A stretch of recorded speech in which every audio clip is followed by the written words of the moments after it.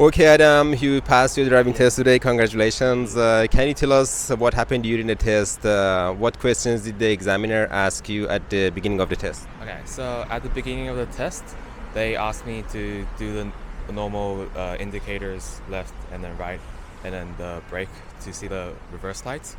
And then they told me to find the hazard light and the high beam and normal beam for lights. And yeah, and then told me to start driving. Beautiful. And so the test was at 8 o'clock in the morning. Did you go to highway?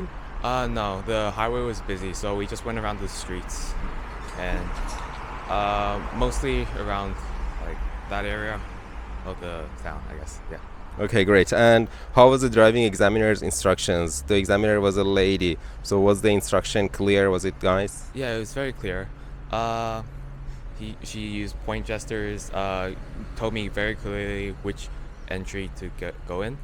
What I was a bit worried about was when I was driving, she constantly was putting her foot on the brake, and it made a loud noise every time. So I was worried that I was going too fast.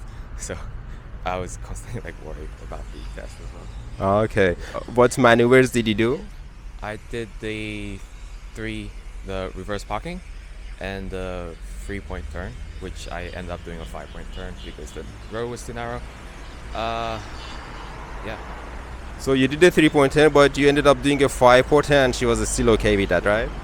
Okay. Cool. And any recommendations for the learners that are going for the driving test? Book more lessons than 2. It's quite difficult if you don't know learn the driving rules, and get some good night's sleep before the test. Don't have 6 hours of sleep or 2. Beautiful. Great advice. Thank you very much, Adam. All the best, and drive safe forever.